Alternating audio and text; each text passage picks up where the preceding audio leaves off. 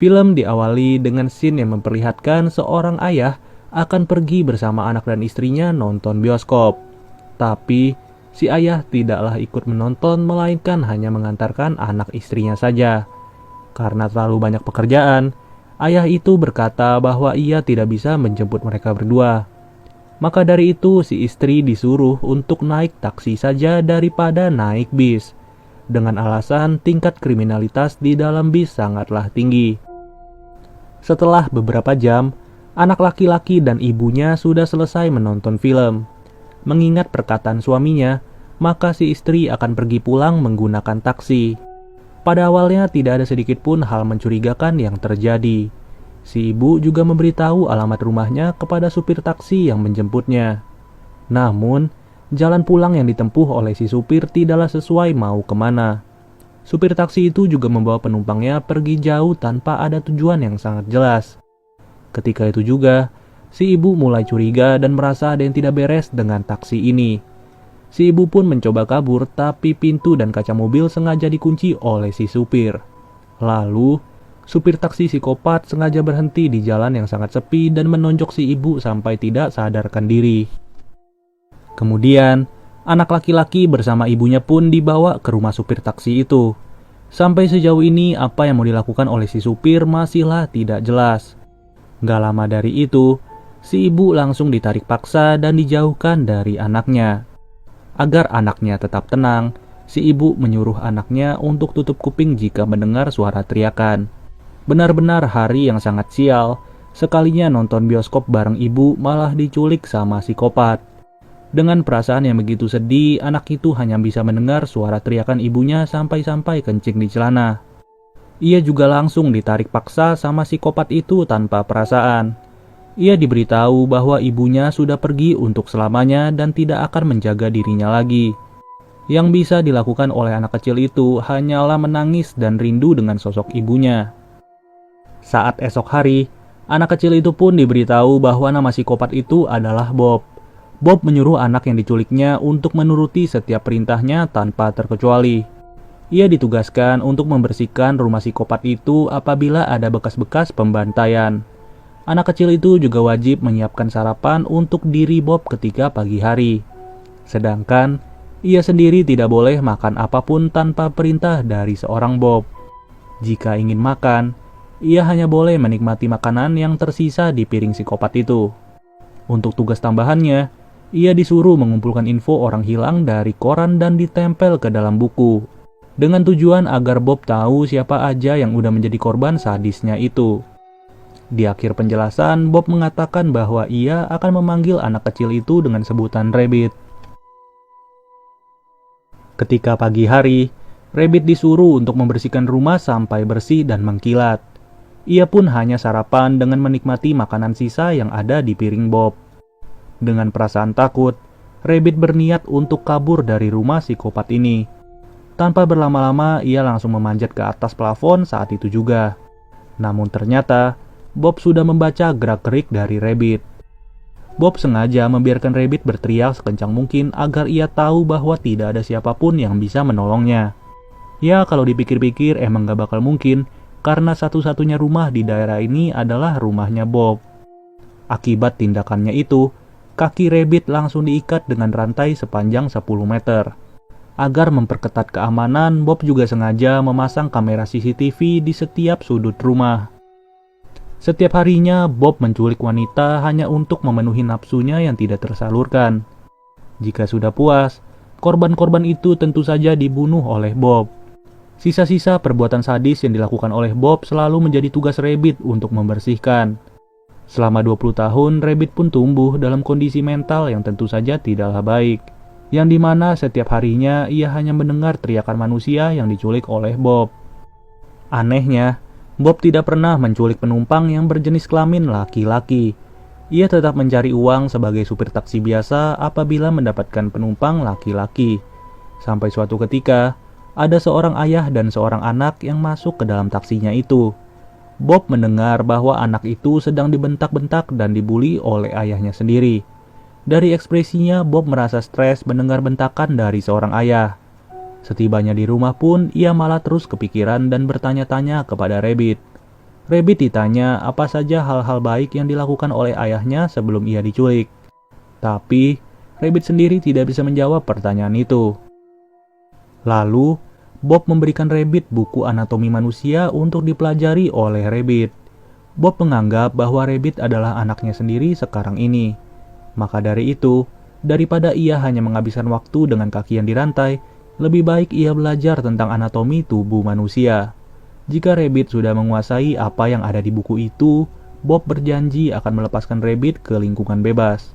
Namun, Rabbit hanya ingin dipertemukan dengan ayahnya yang sudah ia rindukan. Bob yang kesal mendengar jawaban Rabbit pun langsung memperlihatkan foto ayahnya sudah bersama istri baru. Dengan kata lain, saat ini hanya ada Bob yang mampu menjaga Rabbit. Hari demi hari, Bob melakukan penculikan sedangkan Rabbit sibuk belajar tentang anatomi manusia. Rabbit juga dirawat oleh Bob layaknya seorang anak bujang yang tidak bisa apa-apa. Untuk mengasah kemampuan Rabbit, di setiap aktivitasnya Bob selalu menanyakan soal-soal biologi. Selama 7.300 hari, Rabbit selalu menghabiskan hidupnya dengan mendengarkan jeritan para korban.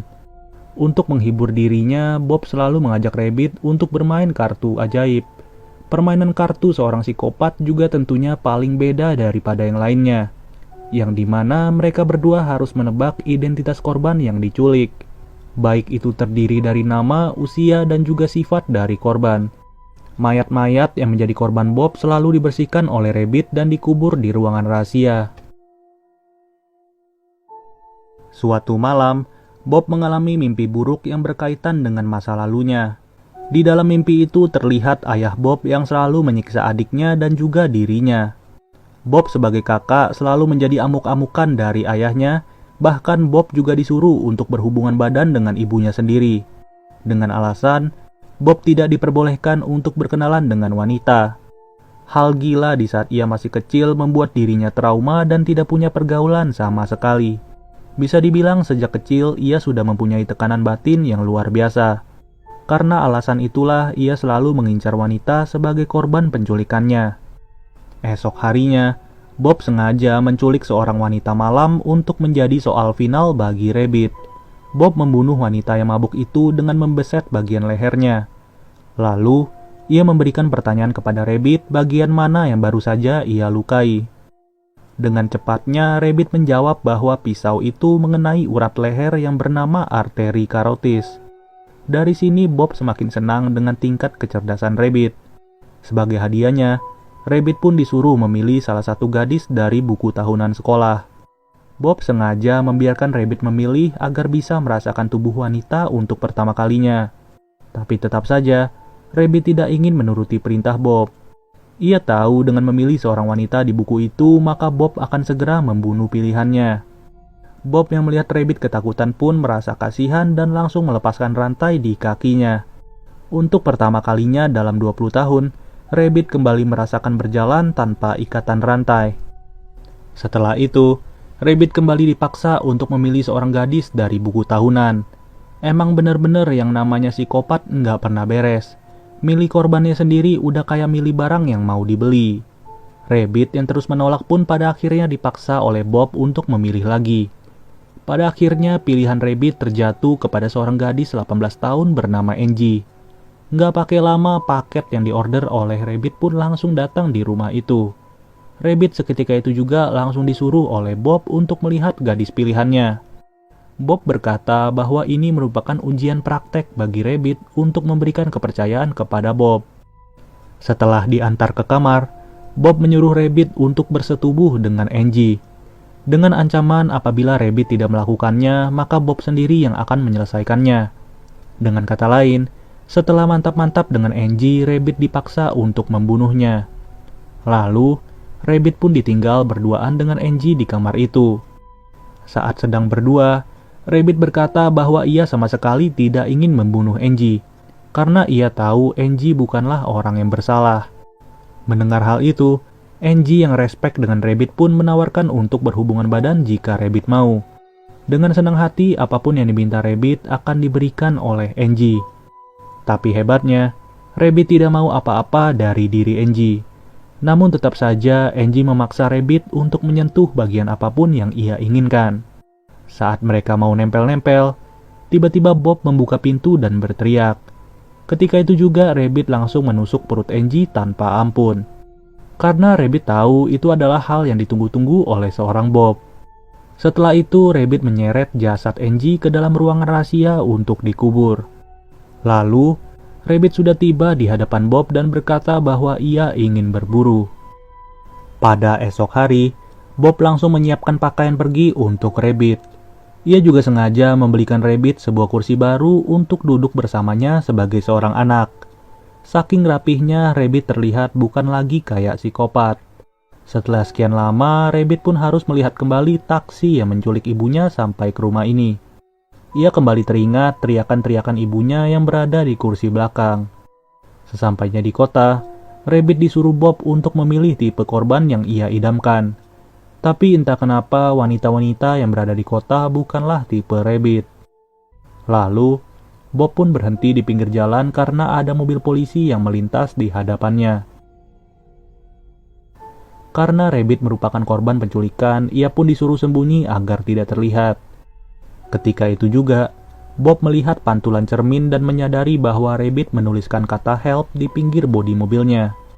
Akibat perbuatan itu, Bob menjadi tidak percaya kepada Rabbit dan akan membongkar kubur Angie. Di balik itu semua, ternyata Rabbit menuliskan hal itu saat ia berpura-pura melihat kursi belakang. Di sisi lain, Angie yang sudah dibunuh oleh Rabbit tidaklah benar-benar mati. Hasil belajar Rabbit mengenai anatomi manusia pun diterapkan pada saat ia menusuk perut Angie. Rabbit sengaja menusuk Angie di bagian yang tidak melukai organ dalamnya. Pada kondisi seperti itu, ia tahu apabila ia tidak menusuk perut Angie, maka Bob yang akan membunuh Angie. Rabbit juga menyuruh Angie untuk berpura-pura mati saat ia akan menyeret Angie ke ruangan rahasia. Di dalam kuburannya pun, Rabbit memberikan Angie sebuah senter dan juga pisau untuk berjaga-jaga. Itu semua dilakukan Rabbit karena ia sadar, cepat atau lambat Bob akan mengetahui semua ini. Ketika sampai di rumah, Bob langsung meninju wajah Rabbit sampai pingsan. Saat itu juga Bob akan membongkar makam Angie dan membuatnya tewas dalam seketika. Perasaan kesal karena telah dibohongi oleh Rabbit membuat Bob tidak percaya lagi. Rabbit yang mendengar teriakan Bob pun mulai sadar dan mencoba masuk ke dalam rumah. Untung saja Angie mempunyai refleks yang bagus dan langsung membeset kaki Bob menggunakan pisau. Luka yang cukup parah di kaki Bob membuatnya sulit untuk membunuh Angie di tempat itu. Ketika itu juga Rabbit langsung masuk dan bergelut dengan Bob dalam keadaan yang sangat gelap. Sampai pada akhirnya, Bob harus tewas ditusuk pisau oleh Rabbit di bagian arteri karotis. Angie yang tidak tahu apa-apa hanya bisa menyaksikan hal itu di depan matanya. Kemudian, Angie yang diselamatkan oleh Rabbit pun mulai beristirahat di rumah itu. Sedangkan Bob yang telah dibunuh oleh Rabbit sudah dikubur di dalam ruangan rahasia. Singkat cerita, Rabbit menghampiri rumah ayahnya yang bernama Brett. Benar apa yang dilihat Rabbit waktu itu, ayahnya sudah memiliki keluarga baru dengan kehidupan yang lebih mewah. Sampai-sampai, ayahnya sendiri tidak mengingat wajah Rabbit setelah 20 tahun. Mau gak mau Rabbit harus jujur bahwa ia adalah anak dari Brett yang bernama Tim. Saat mengetahui anaknya masih hidup, ayahnya langsung memeluk dirinya sekencang mungkin.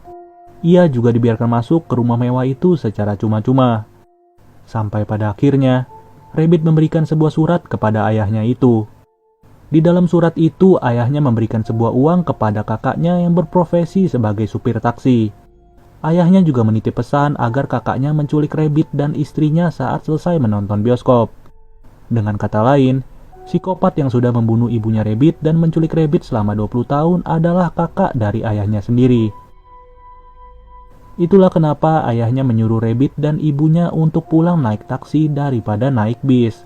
Semua itu sudah direncanakan agar si ayah bisa menjauh dari istri dan anaknya untuk mencari wanita baru.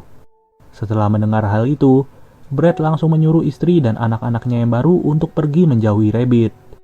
Terlihat di dalam surat itu ada sebuah foto ibunya Rabbit dan juga anaknya. Di dalam surat itu juga terlihat ada selembar cek yang dimana itu akan dicairkan menjadi uang. Dari bukti inilah, semua rahasia yang disimpan ayahnya selama 20 tahun pun mulai terbongkar. Ayahnya sengaja menyuruh kakaknya karena ia tahu kehidupan Bob tidak sebaik kehidupan Brett.